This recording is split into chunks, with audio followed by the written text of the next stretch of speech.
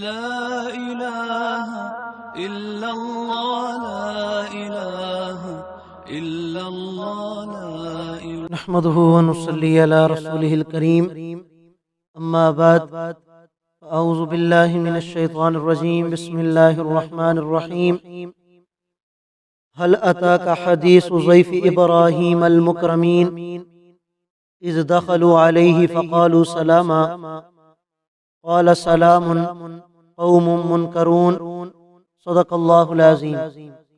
سورۃ الذاریات کی آیت نمبر 24 اور 25 آپ حضرات کے سامنے تلاوت کی ہیں۔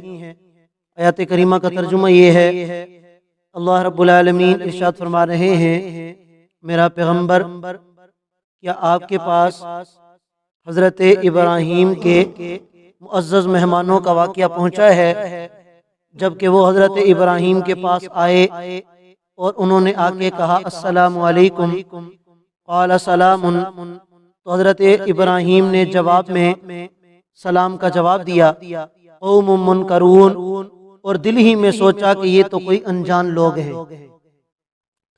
اس سے ماقبل آیات کریمہ میں اللہ رب العالمین نے متقی لوگوں کا ذکر فرمایا اور ساتھ ہی ان کے نیک اعمال کا بھی ذکر کیا گیا۔ آج جو آیات کریمہ آپ حضرات کے سامنے تلاوت کی ہیں، ان میں متقی لوگوں کے امام یعنی حضرت ابراہیم علیہ السلام کا ذکر کیا جا رہا ہے، اور یہ واقعہ جو ان آیات کریمہ میں ذکر کیا جا رہا ہے اس سے پہلے بھی گزر چکا ہے کہ جب اللہ تعالیٰ کی طرف سے حضرت لوط علیہ السلام کی قوم کو عذاب دینا تھا تو اللہ رب العالمین نے کچھ فرشتوں کو بھیجا حضرت لوط علیہ السلام کی قوم کو عذاب دینے کے لیے۔ انہی فرشتوں کا ذکر ہے کہ جب وہ حضرت ابراہیم علیہ السلام کے پاس مہمان بن کر آئے، حضرت ابراہیم علیہ السلام کے وہ گھر پہنچے تو انہوں نے آ کے سلام کیا۔ سنت طریقہ بھی یہی ہے کہ سلام کرنا چاہیے، کسی محفل میں بندہ جائے یا کہیں بھی ملاقات ہو ایک مسلمان کی دوسرے مسلمان سے تو سلام کرنا سنت ہے اور اس کا جواب دینا واجب ہے۔ تو فرشتوں نے سلام کیا، انسانی شکل میں تھے۔ حضرت ابراہیم علیہ السلام نے ویسے بھی ان کو نہیں پہچانا تو انہوں نے جواباً سلام کا پھر جواب بھی دیا، اور دل ہی دل میں سوچنے لگے کہ یہ کوئی اجنبی لوگ لگتے ہیں، پہلے ان کو کبھی دیکھا نہیں ہے۔ بہرحال حال احوال فراغ الی اہلہ فجاء بعجل سمین کہ حضرت ابراہیم علیہ السلام اپنے گھر والوں کے پاس گئے اور ایک موٹا تازہ بچڑا بھون کے ان کے لیے لے کے آئے۔ یعنی گھر گئے ہوں گے، گھر والوں سے پوچھا ہوگا، جو بچڑا ہوگا اس کو ذبح کر کے اس کا گوشت بنا کے گھر والوں سے اس کو پکوا کے ان کے سامنے لے کے آئے۔ فقربہ الیہم، اور اس بچڑے کو ان فرشتوں کے قریب کیا۔ قال، حضرت ابراہیم علیہ السلام کہنے لگے الا تأکلون، تم کیوں نہیں کھاتے؟ وہ تو فرشتے تھے، کھانے پینے سے پاک، ان کا کھانا پینا تو اللہ کی حمد و ثنا ہوتا ہے، انہوں نے کھانا تو تھا نہیں۔ تو حضرت ابراہیم علیہ السلام نے پوچھا الا تأکلون، تم کیوں نہیں کھاتے؟ فأوجس منہم خیفہ، تو حضرت ابراہیم علیہ السلام دل ہی دل میں ڈرنے لگے کہ اب اللہ ہی خیر کرے، اس لیے کہ اس وقت کے جو چور اور ڈاکو ہوا کرتے تھے، جب وہ کسی کے گھر چوری کرنے جاتے یا ڈاکہ ڈالنے کے لیے جاتے تو ان کے اندر بھی اتنی غیرت ہوتی تھی کہ ہم اس کا کھانا نہیں کھائیں گے، اگر اسی کا کھانا کھائیں گے پھر چوری بھی اسی کی کریں گے، مال بھی اسی کا لوٹیں گے تو یہ نمک حرامی ہو جائے گی۔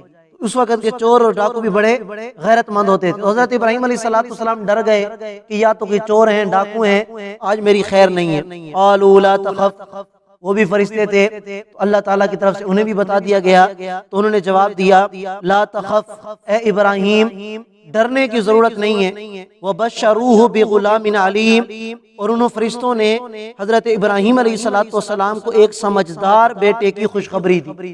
فَبَشَّرْنَاهُ بِإِسْحَاقَ وَمِن وَرَاءِ إِسْحَاقَ يَعْقُوبَ، تو حضرت اسحاق علیہ السلام کی خوشخبری ان فرشتوں کے ذریعے حضرت ابراہیم کو ملی، تو پھر حضرت ابراہیم سمجھ گئے کہ یہ کوئی انسان نہیں بلکہ یہ اللہ تعالیٰ کی طرف سے کوئی فرشتے ہیں۔